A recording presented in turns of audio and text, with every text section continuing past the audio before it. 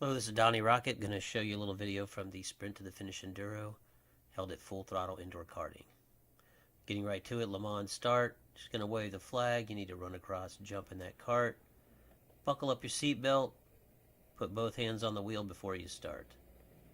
If you take off prior to doing both of those items, you will receive a 10-lap penalty, which will not be good in an enduro like this. The enduro format, you have an allotted time frame. In this instance, it is a 1-hour race. The goal is to complete as many laps as possible during that 1-hour time. In this race, there was a minimum 2 pit stops. I have a pit stop recorded that will pop up a little bit later in the video so you can kind of see the procedure that they make you run through for a pit stop. There were 16 teams signed up for this enduro. This is the B main. There was a qualifying session prior to this video. You went out, tried to log your fastest lap time. They divided you into 2 groups, the B main and the A main. The fastest times in the A, the slower times in the B. I am in the B. So the top fastest 2 teams from this race would transfer to the A main. So the A main would have 10 teams total driving in it. I'd say the majority of the teams were 2-person teams. There was me and I believe 2 other guys that raced solo. Maybe somebody else, but I know us 3 for sure.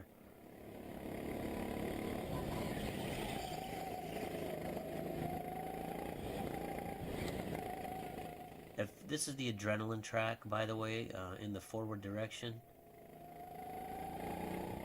Full Throttle has 2 track configurations most of the time. You have the rush track, which is a little bit smaller, has more turns, a little bit lower speed track. Then you have the adrenaline track, which is this one, which has some longer areas to, get speed up in the vehicle or in the go-kart. By the way, these are Sodi RX-8 go-karts with the Honda GX270cc engines in them. I will say Full Throttle does a pretty good job at keeping all these karts consistent, or there's not a lot of variation between, from kart to kart, and that can always be something that'll get you a little bit riled up at a go-kart track. If you get in one that's a total dog and your buddy who can't drive very well is blowing your doors off because he got in the fast cart that the mechanic likes to kind of keep souped up to go bust his fast times out in. As far as my history on this track, I've been to Full Throttle probably about 5 times altogether now. This was the second time that I had just driven this track. I'd driven the super track a few times, so I've been around this track in this direction, but then I would go right into the rush track, so I've not done it as a complete track very many times. And prior to this race, my fastest lap time on this adrenaline forward track was a 30.1 and change. For reference, during this race, the new track record was set at a 28.504 time.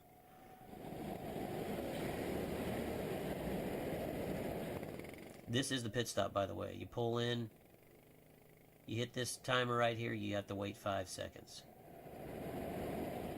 Now if you pull in and there's a car already down there in the next stage, you're kind of screwed. So it's helpful to have a spotter to let you know that this is clear. Pull down here, you hit this for 30 seconds. So you hit that, you have to sit here for 30 seconds. The guy in the orange shirt is Wes M. from Nashville, Tennessee, I believe. He also has a YouTube channel with a large amount of go-kart videos in him, kind of based out of Nashville. He does a lot of karting in Indiana, it looks like, and some few places in Kentucky. He's similar to me, where he likes to hit tracks in his travels. So once the 30 seconds are up, you take off. Now, if you're a 2-person team, you could have used those 30 seconds to change drivers, change carts, adjust, get a drink of water, whatever you want to do. In this race, there was a minimum of 2 pit stops required. I kind of did myself wrong by making a third one. Basically, about halfway through the race, I thought, you know, maybe it'll be better and a little easier on my arms if I scoot my seat up closer to the steering wheel. So I tried that on my second pit stop and realized that this is actually worse than the way I was sitting prior. So I had to pull in for a third pit stop and scoot my seat back.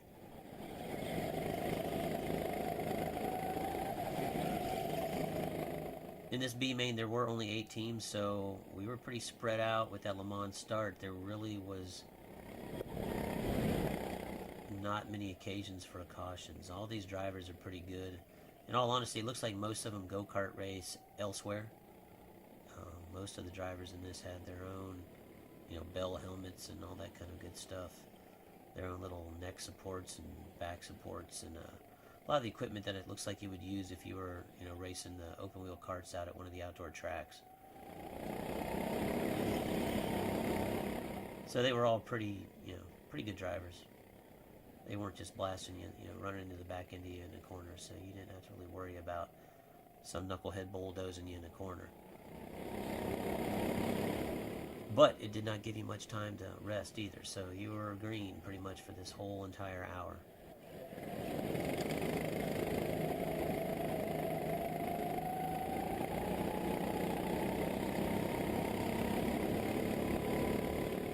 Back to the times, like I said, the track record was set in the A main and it was a 28.504 seconds. I was able to get down to about a 29.3, so I'm about 0.8 seconds off of the track record. Gives me a target for some of my for some future races. I would definitely suggest doing this as a 2-person team, though. About halfway through the race, my arms were getting pretty worn out, and as fun as the track is, it is pretty bumpy, so it is. I would not consider it to be a track that is easy on your body.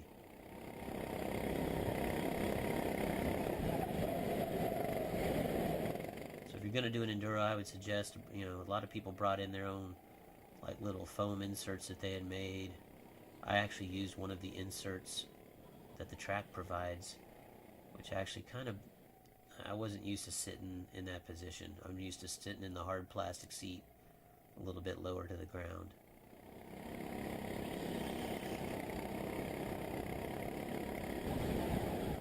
But it will beat you up a little bit. You don't get a lot of time for resting.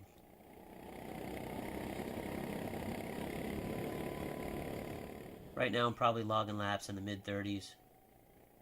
I kind of backed off a little bit because I was just trying to make sure that I could actually finish the damn race because my arms were just really burning at this stage of the game. And this guy was going at a pace that it wasn't too tough for me to stay behind, and I wasn't really overexerting myself, so I just tagged along behind him for a while. That way I kind of stayed at a fast enough pace that I wasn't, you know, black flag material, but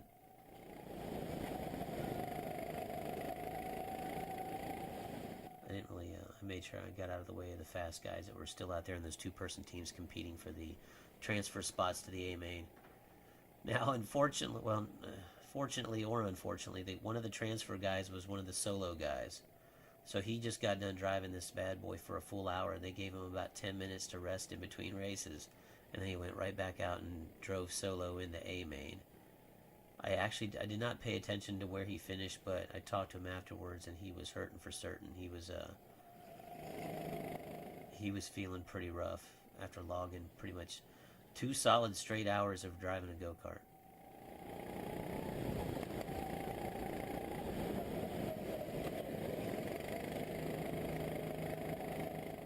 Wes M, he qualified for the A main, so he drove solo as well. He was doing pretty good. I think he might have ended up finishing about 6th, but he was in position to probably pull off about a 4th place, maybe a 3rd place. I don't remember. He was still in the lead lap all the way down to, I'd say, about the last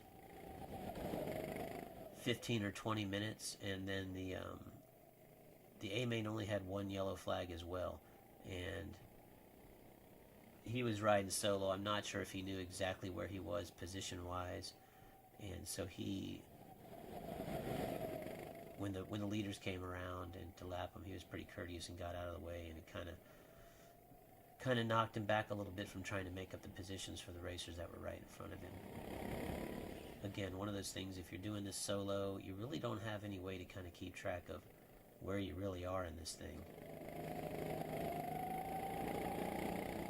Although some of these high-tech teams showed up, they had helmets with Bluetooth and all that good stuff, and they could communicate with each other while they're out on the track. I'm out here in my $30 eBay helmet that just looks like a helmet.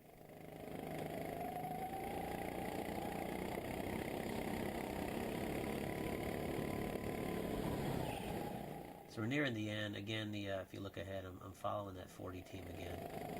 They switched drivers, but they're still kind of right at a pace that's comfortable for me to kind of just go out and click around.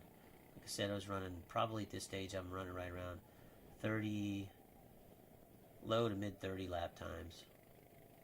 Which previously that was my best time. Now I kind of have the groove down a little bit and don't really have to try really hard to get this.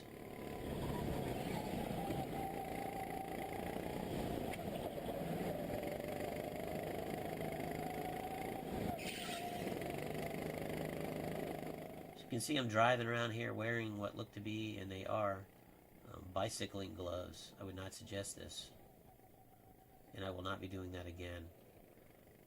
When you get to the end of the video in about 3 or 4 minutes, you'll notice I have a big chunk of skin hanging off my left pointer finger and just a chunk missing off my left thumb that I didn't even realize until a little bit later. So go full fingers.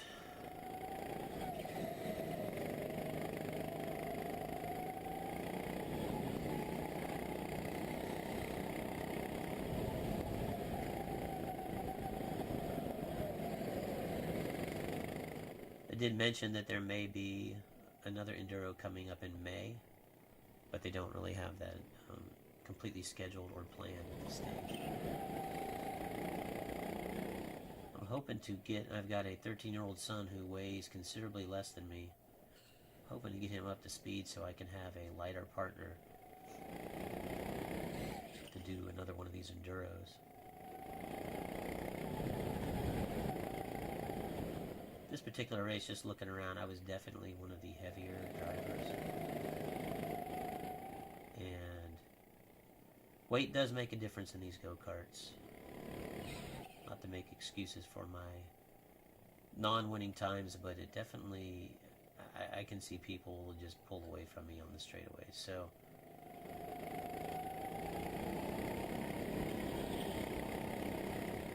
I've either got to figure out a way to nullify that or drop some weight, one or the other.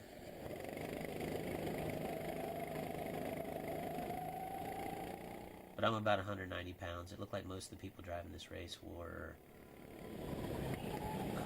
about 150 or lower. There were a couple of really little kids out here racing too.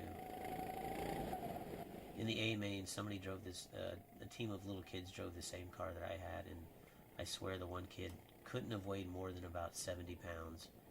So he was a good 120 pounds less than me. And his brother or partner, who looked like probably was more in the 100-pound range, and they were running like 28.7 second lap time. So they didn't appear to be, doing anything spectacular with the car. That was their fastest time that I saw. It was like a 28.7.